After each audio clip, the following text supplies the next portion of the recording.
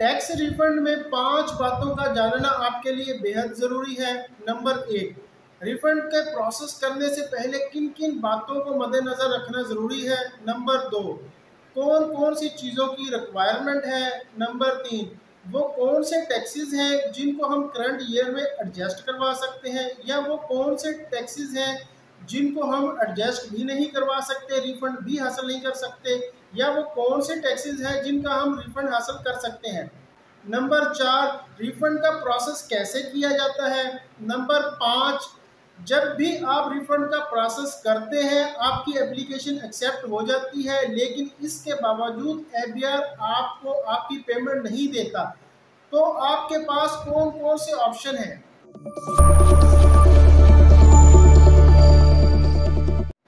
अस्सलामुअलैकुम फ्रेंड्स, मैं हूं मोहम्मद शाहिद। वीडियो में आगे बढ़ने से पहले एक छोटी सी रिक्वेस्ट है कि इस वीडियो को लाइक और चैनल को सब्सक्राइब कर लें, ताकि एफबीआर के दीगर टॉपिक के ऊपर भी आपको वीडियोस देखने को मिलती रहें।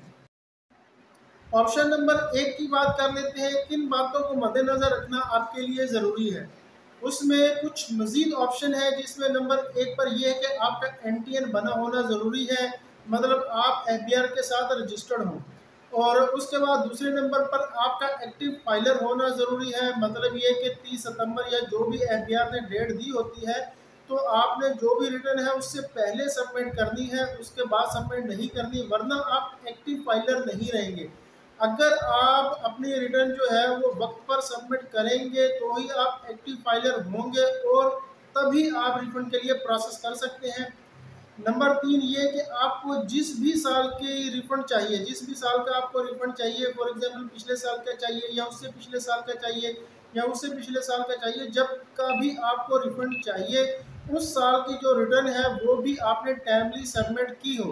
अगर आपने वक्त के बाद जो भी 30 सितंबर या जो भी एफबीआर की तरफ से डेट दी होती है, उसके बाद अगर आपने रिटर्न सबमिट की है, तो प्लेंटी के तौर पर आपको रिफंड की रकम नहीं मिलेगी।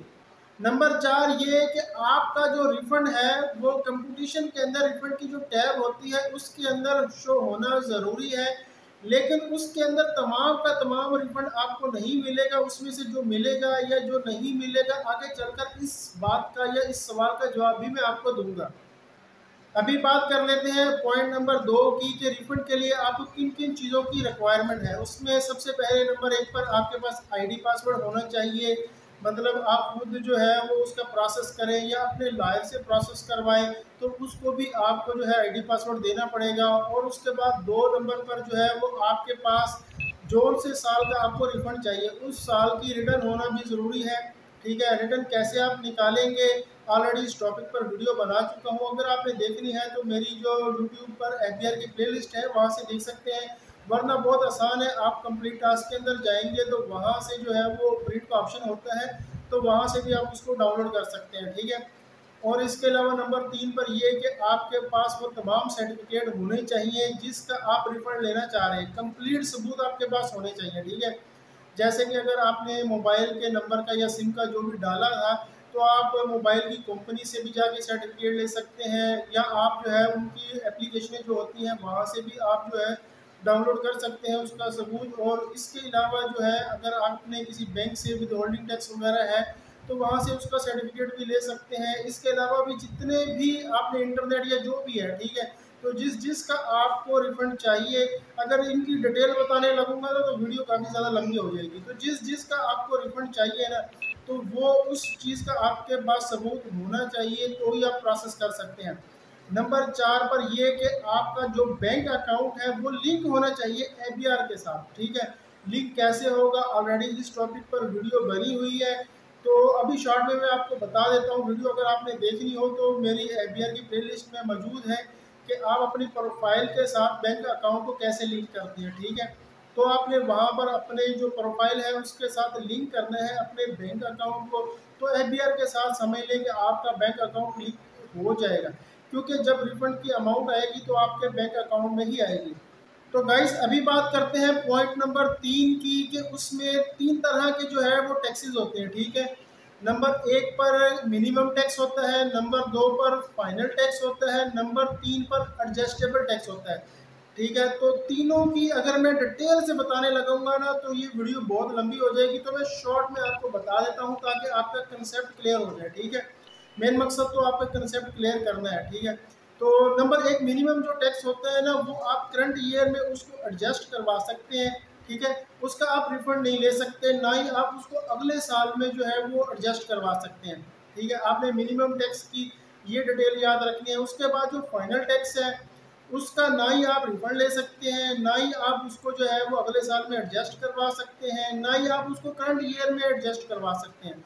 तो फाइनल टैक्सेस वो दरअसल वो होते हैं जैसे कि आपने किसी बैंक में जो है वो इन्वेस्ट किया हुआ है, तो बैंक पैसे रखवाए हुए हैं, तो बैंक आपको प्रॉफिट दे रहा है, या किसी कंपनी के साथ आपने इन्वेस्टमेंट की हुई है तो वो आपको प्रॉफिट दे रही है, तो जो प्रॉफिट की रकम और टैक्स आपने फाइनल के अंदर जो है वो जब आप उसको शो करते हैं तो वो जो टैक्सेस होते हैं ना उसका आप कुछ नहीं कर सकते, ना रिफंड ले सकते हैं, ना एडजस्ट करवा सकते हैं, ना अगले साल में ले सकते हैं, ना पिछले में, करंट में, कुछ भी नहीं आप उसका कर सकते। ठीक है, और उसके बाद होता है एडजस्टेबल टैक्स, जो कि आप जो है करंट साल में भी उसको एडजस्ट करवा सकते हैं, इसके अलावा आप उसका रिफंड भी ले सकते हैं, इसके अलावा आप अगले साल में भी उसको एडजस्ट करवा सकते हैं। ये जो तीनों टैक्सेस हैं जिसमें मिनिमम टैक्स है, फाइनल टैक्स है, एडजस्टेबल टैक्स है, इसके अंदर सिर्फ और सिर्फ आप जो है वो एडजस्टेबल टैक्स का ही रिफंड ले सकते हैं, इसके अलावा किसी का भी रिफंड नहीं ले सकते हैं। तो अभी हम पॉइंट नंबर 4 की बात कर लेते हैं कि रिफंड के लिए कैसे एप्लीकेशन सबमिट की जाती है। तो चलिए चलते हैं लैपटॉप की स्क्रीन पर। तो गाइज़ आपने आयरस के ऊपर अपने अकाउंट को जो है वो लॉगिन कर लेना है। जब आप लॉगिन करेंगे इस तरह से आपको इंटरफेस नज़र आएगा। तो सबसे पहले आपको वो अकाउंट दिखाऊंगा जिसके ऊपर जो है वो बैंक अकाउंट जो लिंक नहीं है, तो उसका प्रोसेस मज़ीद आगे नहीं बढ़ेगा। तो यहाँ ऊपर रिफ़ंड लिखा हुआ है, आपने इसके ऊपर क्लिक करना है। ठीक है, और उसके बाद 170 वाला जो है रिफ़ंड जो पहले वाला, ठीक है, आपने इसके ऊपर क्लिक करना है।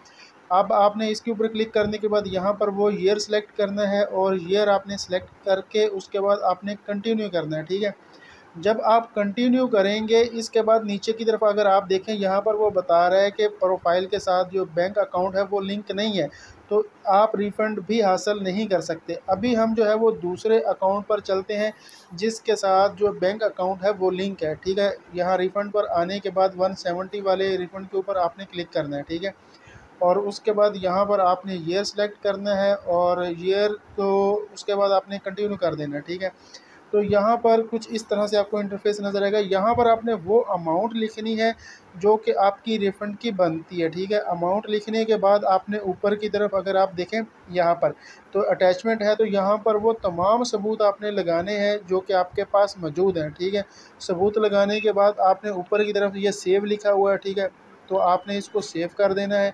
सेव करने के बाद यहाँ पर सबमिट का ऑप्शन है, तो आपने इसको सबमिट कर देना है। ठीक है, तो गाइस इस तरह से आपकी रिफ़ंड की रिक्वेस्ट एफबीआर को रिसीव हो जाएगी।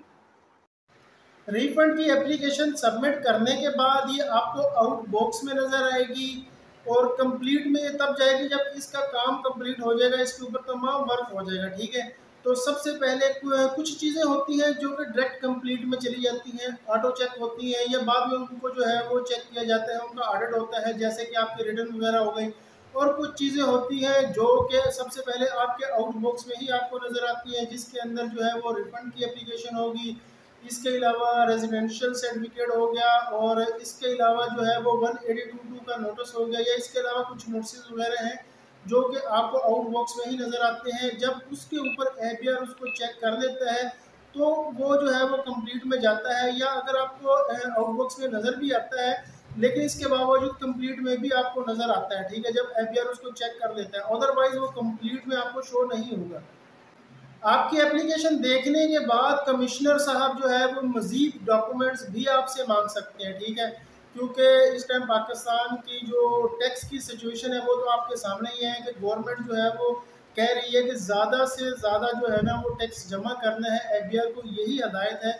तो ज़ाहिर बात है रिफंड में तो पैसे देने होते हैं ना, लेने थोड़ी होते हैं। तो ये तो ऐसे ही है जैसे कि आपने शेर के मुंह में हाथ डाला और आप बोले जी मैं इससे जो है वो कुछ छीन लूँगा, तो ऐसा नामुमकिन है। तो रिफंड जो है वो मिल भी सकता है आपको, लेकिन बहुत मुश्किल मिलेगा, लेकिन मिल सकता है। ठीक है, ऐसा नहीं है कि नहीं मिलेगा, मिलेगा तो सही, लेकिन उसके लिए आपको काफ़ी मेहनत करनी पड़ेगी। और जब जो है वो कमिश्नर साहब आपकी एप्लीकेशन से मुतमिन हो जाते हैं तो आपकी एप्लीकेशन जो है वो अप्रूव्ड हो जाती है। उसके बाद आपका रिफंड का प्रोसेस शुरू हो जाता है, ठीक है। तो पेमेंट जो है वो आपके बैंक अकाउंट में आ जाती है। पहले ये होता था कि चेक बनता था, चेक आपको अपने बैंक में जो है वो जमा करवाना पड़ता था, उसके बाद पेमेंट जो है आपको रिसीव होती थी। तो गाइज अभी बात कर लेते हैं पॉइंट नंबर 5 की, कि अगर आपकी एप्लीकेशन अप्रूव्ड हो जाती है और आपको एफबीआर जो है वो रिफंड नहीं देता तो आपको क्या करना है।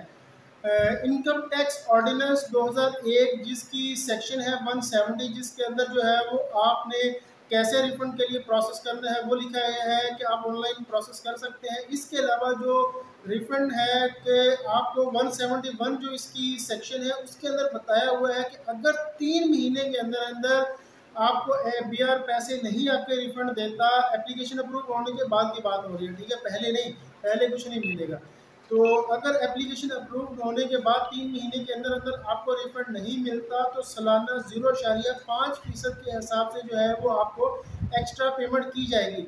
इसके बावजूद अगर आपको पेमेंट ना मिल रही हो, ठीक है, आपने पेमेंट लेनी हो, आप कह रहे हो यार ये तो पैसे मिल ही नहीं रहे हैं, तो अब एफबीआर से कैसे हम पैसे लें, उनसे रिक्वेस्ट भी कर चुके हैं वो नहीं दे रहे हैं, तो या वो कह रहे हैं कि भाई खजाने में पैसे ही नहीं है, पैसे होंगे तो हम आपको दे देंगे और आपको चाहिए हो, क्योंकि गवर्नमेंट जो है वो दे देती है, ठीक है, जब होते हैं उसके पास तो मिल जाते हैं। तो उसके लिए ज़रूरी है कि आप एफटीओ के पास जा सकते हैं, ठीक है, नंबर 1 पर। एफटीओ अगर आपकी बात नहीं सुनता तो आप हाई कोर्ट में अपील कर सकते हैं, और अगर हाई कोर्ट में भी आपकी जो है सुनवाई नहीं होती तो आप सुप्रीम कोर्ट जा सकते हैं, ठीक है। लेकिन हाई कोर्ट और सुप्रीम कोर्ट जाने से पहले इस बात को मद्देनज़र रखना ज़रूरी है कि आपने जो रिफंड की रकम क्लेम की है, ठीक है, जो आपको रिफंड मिलेगा वो आपके उन अखराजात से ज़्यादा नहीं होना चाहिए, ठीक है। अगर आपके अखराजात ज़्यादा हो गए हैं और आपको रिफंड जो है वो कम मिला है जो कि आपने अप्लाई किया था, तो फिर क्या फ़ायदा है, फिर तो जो है वो लेने के देने पड़ जाएंगे, ठीक है, आपके अखराजात ज़्यादा हो जाएंगे, रिफंड आपको कम मिलेगा। तो उससे बेहतर है कि फिर ये तमाम प्रोसेस ना किया जाए, ना हाई कोर्ट जाया जाए या ना सुप्रीम कोर्ट जाया जाए, ठीक है। एफटीओ तक की जो है वो अपने आप को महदूद किया जाए या इस बात का इंतज़ार किया जाए कि जब गवर्नमेंट के पास पैसे आएंगे तो वो हमें रिफंड दे देंगे। तो गाइज मैंने कोशिश की है कि टैक्स रिफंड के ऊपर कंप्लीट डिटेल के साथ वीडियो बनाई जाए। इसके बावजूद अगर आपको ये लगता है कि कोई बात मिस हो गई है तो आप मुझे कमेंट्स में पूछ सकते हैं। वीडियो अच्छी लगी हो तो इसको लाइक और अपने दोस्तों के साथ शेयर ज़रूर कीजिएगा, क्योंकि इल्म बांटने से हमेशा बढ़ता है, कम नहीं होता। Thanks for watching. अल्लाह हाफिज़।